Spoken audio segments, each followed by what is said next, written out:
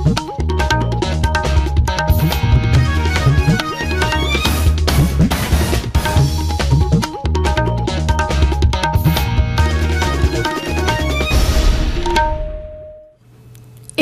আকাশবাণী গুৱাহাটী ডিব্ৰুগড় সন্ধিয়া 6 বজাৰ বাতৰি পঢ়িছো ঋতুপৰ্ণা বৰাই মুখ্যমন্ত্ৰী ডক্টৰ হিমন্ত বিশ্ব শৰ্মাই আজি আনুষ্ঠানিকভাৱে অমৃত বৃক্ষ আন্দোলন 2.0 এপ মুকলি কৰে উল্লেখযোগ্য যে অমৃত বৃক্ষ আন্দোলনৰ প্ৰথম সংস্কৰণৰ সফলতাৰ পাছত অহা 1 আগষ্টৰ পৰা 10 আগষ্টলৈ অমৃত বৃক্ষ 2.0 ৰ জৰিয়তে সমগ্ৰ ৰাজ্যতে 3 কোটি গছপুলি ৰোপণ কৰাৰ লক্ষ্য নিৰ্ধাৰণ কৰা হৈছে এই পদক্ষেপৰ জৰিয়তে ৰাজ্য চৰকাৰে নিজা নাৰ্চাৰীৰ পৰা 4 কোটিৰো অধিক গছপুলি ব্যৱহাৰ কৰিব যাৰ ভিতৰত 3 কোটি গছপুলি ৰোপণৰ বাবে আৰু 1 কোটি গছপুলি প্ৰতিষ্ঠাপনৰ বাবে সংৰক্ষণ কৰি ৰখা হ'ব গছপুলি বিতৰণৰ সুবিধাৰ বাবে সমগ্ৰ ৰাজ্যতে 4000 বিতৰণ কেন্দ্ৰ স্থাপন কৰা হৈছে তদুপৰি চৰকাৰে সমাগত বছৰবোৰত 10 কোটি গছপুলি ৰোপণৰ লক্ষ্য নিৰ্ধাৰণ কৰিছে চলিত বছৰৰ ছেপ্টেম্বৰ মাহত ৰাজ্যৰ 5টা সমষ্টিৰ উপনিৰ্বাচন হোৱাৰ সম্ভাৱনা আছে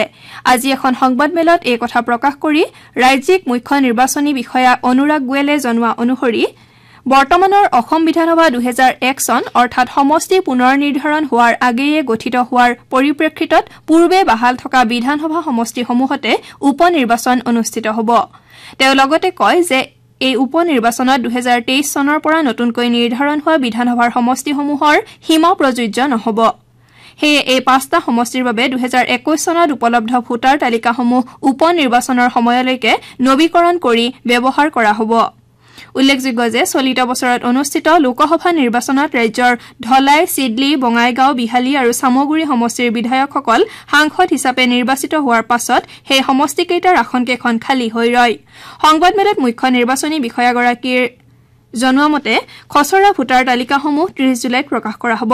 এই সম্পৰ্কত কিবা দাবী আপত্তি থাকিলে হেয়া দাখিল কৰাৰ সময় 30 জুলাইৰ পৰা 10 আগষ্টলৈ ধাৰ্য কৰা হৈছে আনহাতে চূড়ান্ত ভোটাৰ তালিকা 20 আগষ্টত প্ৰকাশ কৰা হ'ব বুলি তেওঁ প্ৰকাশ কৰে অসম বিধানসভাৰ শৰৎকালীন অধিৱেশন অহা 22 আগষ্টৰ পৰা অনুষ্ঠিত হ'ব ৰাজ্যপাল গুলাবচান্দ কাটাৰিয়াই কালি এখন অধিসূচনা যোগে শৰৎকালীন অধিৱেশন 22 আগষ্টৰ পৰা হ'ব বুলি প্ৰকাশ কৰে হেদিনা পুৱা 9:30 বজাৰ পৰা অধিৱেশনৰ কামকাজ আৰম্ভ হ'ব কেন্দ্ৰীয় মন্ত্ৰী তথা ডিব্ৰুগড় লোকসভা সমষ্টিৰ সাংসদ সৰ্বানন্দ সোণোৱালে আজি তিনিচুকীয়া জিলাৰ মাকুম পৌৰসভাৰ পদেন সদস্য হিচাপে দায়িত্ব গ্ৰহণ কৰে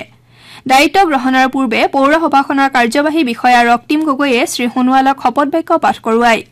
অনুষ্ঠানত সভানেত্ৰী বিপাশা বৰা প্ৰাক্তন কেন্দ্ৰীয় মন্ত্ৰী ৰামেশ্বৰ তেলী বিধায়ক সুৰেন ফুকন হাউচিং বৰ্ডৰ অধ্যক্ষ পুলক গোহাঁই আদি উপস্থিত আছিল ইফালে তেওঁ ডিগবৈ পৌৰসভাৰ উপদেন সদস্য হিচাপে দায়িত্ব গ্ৰহণ কৰে দায়িত্ব গ্ৰহণৰ পাছত কেন্দ্ৰীয় মন্ত্ৰীগৰাকীয়ে চহৰখনক আধুনিক ৰূপত গঢ় দিয়াৰ বাবে কাম কৰি যাব লাগিব বুলি উল্লেখ কৰে তেওঁ প্ৰধানমন্ত্ৰী স্বনিয়োজন আঁচনিৰ কাম নিয়াৰিকৈ সম্পন্ন কৰাৰ বাবে ডিগবৈ পৌৰসভাই দেশৰ ভিতৰতে স্থান লাভ কৰিবলৈ সমৰ্থ হোৱাৰ বাবে শুভেচ্ছা জ্ঞাপন কৰে উত্তৰ প্ৰদেশত দুৰ্ঘটনাগ্ৰস্ত ডিব্ৰুগড় অভিমুখী চণ্ডীগড় ডিব্ৰুগড় এক্সপ্ৰেছত থকা তিনিচুকীয়া জিলাৰ যাত্ৰীসকল কাইলৈ তিনিচুকীয়াত উপস্থিত হোৱাৰ সম্ভাৱনা আছে সেই অনুসৰি তিনিচুকীয়া ৰেল ষ্টেচনত ৰেল বিভাগে কেইবাটাও হেল্পলাইন নম্বৰ মুকলি কৰিছে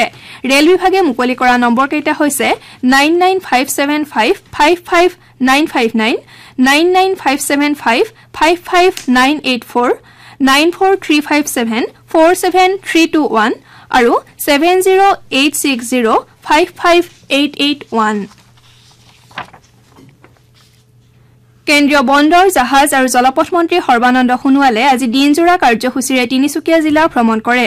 মন্ত্ৰীগৰাকী তিনিচুকীয়াৰ গেলাপুখুৰীৰ বাইপাছত থকা কনভেনচন চেণ্টাৰত উপস্থিত হৈ তাৰ পাছত তেওঁ মাৰ্ঘেৰিটা ভ্ৰমণ কৰে ডিগবৈ আৰু মাকুম ভ্ৰমণ কৰাৰ পাছত শ্ৰী সোণোৱালে খেলো ইণ্ডিয়াৰ এটা কাৰ্যসূচীত অংশগ্ৰহণ কৰাৰ উদ্দেশ্যে তিনিচুকীয়াৰ টিডিএ সাংস্কৃতিক প্ৰকল্পত উপস্থিত হয়